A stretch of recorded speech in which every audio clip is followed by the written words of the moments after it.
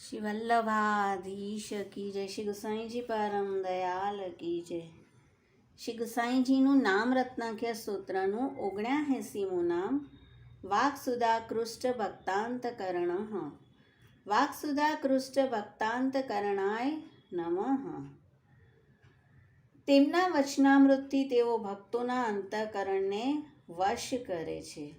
શ્રી ગુસાઈજી ભગવત સ્વરૂપ હોવાથી તેમના વચનામૃત આધિદૈવિક અમૃતરૂપ છે. જે જીવ સંસારના તાપથી દુઃખી થઈ તેમના ચરણમાં આવ્યા તેમના પર શ્રી ગુસાઈજી મધુર વચન અમૃતની વૃષ્ટિ કરી તેમના અંતઃકરણને વશ કરે છે. પ્રસંગ છે ઋષિકેશ. એકવાર આગ્રા રૂપચંદ નંદાને ત્યાં આવ્યા છે. શ્રી ગુસાઈજીના દર્શન કર્યા અને શ્રી ગુસાઈજીએ કહ્યું, ઋષિકેશ અબ કહા વિલંબ હૈ. અને ઋષિકેશને શ્રી ગુસાઈજીના મુખારવિંદમાં સાક્ષાત ભગવત સ્વરૂપના દર્શન થયા. મૂર્છિત થયા. વિનંતી કરી, મહારાજ મારો અંગીકાર કરો. તો કેવલ એક વાક્યથી ઋષિકેશ જેવા અનેક ભક્તોના અંતઃકરણને આપે વશ કરી લીધા છે.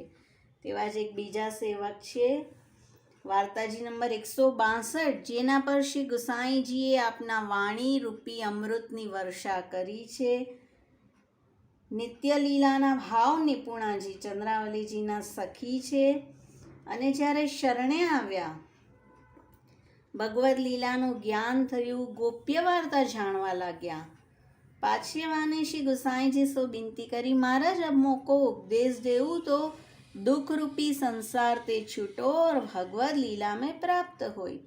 श्री गुसाई जी कहे, ये बात तो बहुत कठिन है. श्री ठाकुर जी कृपा करे तब यह दशा प्राप्त होई. वाने सब वैष्णव के उद्धार निमित्त पूछी, महाराज आपकी कृपा ते कितनी बात है. मीन्स કે આપ જ શ્રી ઠાકોરજીનું સ્વરૂપ છો, અથવા તો આપ કૃપા કરશો તો શ્રી ઠાકોરજી નિશ્ચય કૃપા કરશે. राज के अधरामृत के बचन सुनी जीव कृतार्थ होई. श्री गुसाई जी कहे, पहले तो वैष्णव ऐसे हते जो अवकाश होई तब श्री यमुना जी के तीर विषे बैठी के कीर्तन करते, और अब वैष्णव ऐसे है कीर्तन वार्ता सुनत नहीं और लौकिक वार्ता बहुत सुनत है. श्री यमुनाजीना तीर વિશે, શ્રી યમુનાજી મીન્સ કે સ્નેહ અથવા તો ભાવનું દાન કરનારું સ્વરૂપ, અને તેના તીર પર રજ રહેલી છે. શ્રી ઠાકોરજી બ્રજભક્ત ગોપીજનોની રજ મીન્સ આવા ભાવને લઈને દાસાનું દાસભાવ પ્રાપ્ત કરી કીર્તન કરતા. અને જો એમનેમ આપણે વાર્તા કરીએ છીએ તો તે લૌકિક વાર્તા છે. और कहो जो सर्वधर्मान परित्यज्य कैसे होई. तो ऐसे कहे जो हो अकिंचन हो. निसाधनतानो भाव राखिए. मन में विचारे श्री ठाकुर जी के चरणारविंद को आश्रय करत हो तो सर्व दोष सहज में छूटे.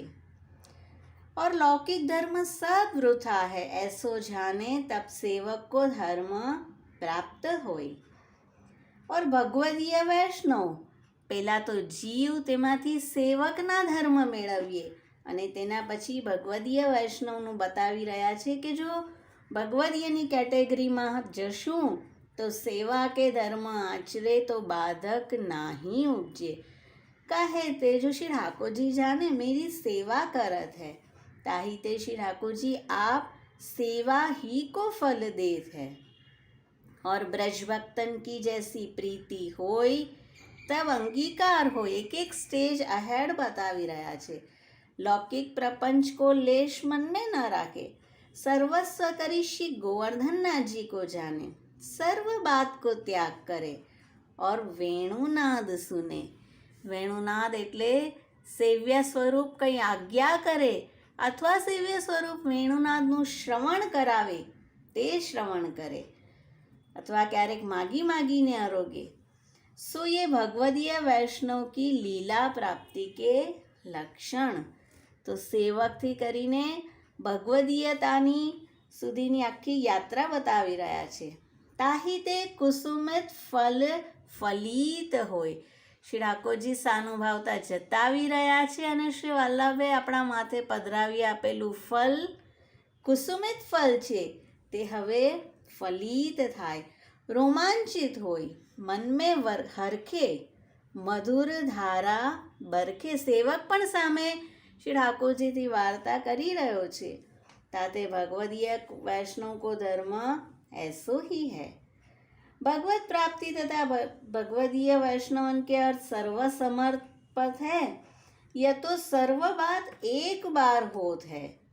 सो श्री ठाकुर जी तथा ब्रज भक्तन को बहुत भयो. શ્રી ઠાકોરજીની સેવા કરતા જો એકવાર પણ આવા અનુભવ થાય તો વૈષ્ણવ કૃતાર્થ થઈ જાય છે અને વ્રજ ભક્તને તો ક્ષણે ક્ષણનો આવો अनुभव छे. और वैष्णव को 3 वस्तु की रक्षा करनी, विवेक, धैर्य तथा आश्रय. इन तीनों को जतन करनो. विवेक कहत है प्रभु सब आछो ही करत है सो विश्वास रखनो. विवेक असु हरि सर्वम निजेच्छात करिष्यति. कैसी परिस्थिति प्राप्त हो श्री ठाकुर जी सो प्रार्थना नहीं करनी. प्रार्थित एवा तथा किम स्यात् स्वामी अभिप्राय संशया. प्रभु जी की इच्छा होगी सो ही करेंगे. ताते सर्वथा करी भगवदीय वैष्णव को प्रार्थना न करनी. मन में निर्धार करनो श्री प्रभु जी सब जानत है, प्रार्थना काहे को करिए. प्रार्थना को तो प्रथम ही सिद्ध करी राखे है.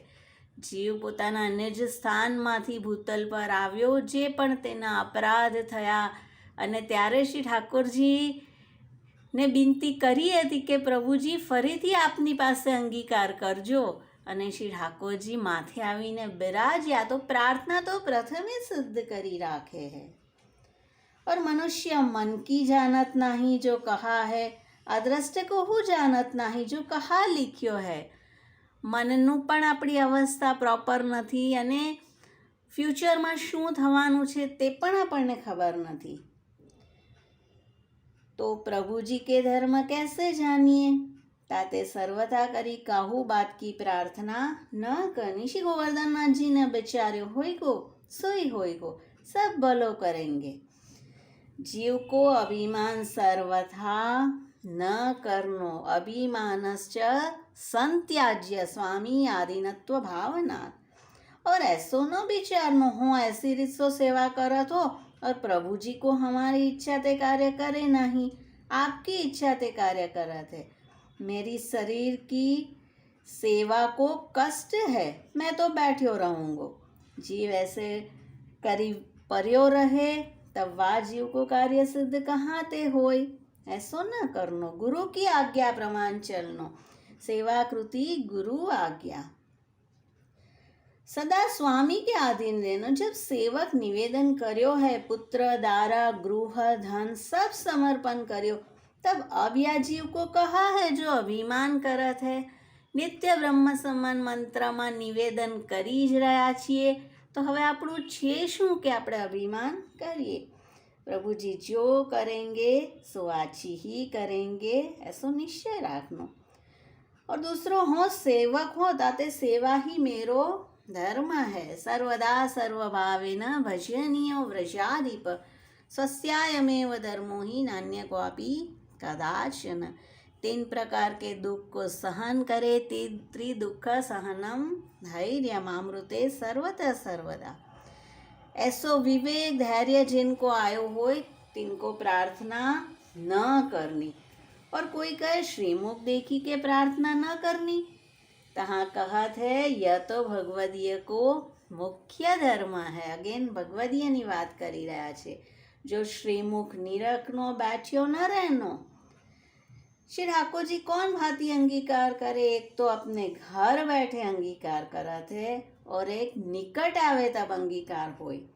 श्री ઠાકોરજી જ્યાં બિરાજી રહ્યા છે તે જ બ્રજ મંડળ છે. તો અહીંયા પણ આપ સાનુભાવતા જણાવે અંગીકાર થાય.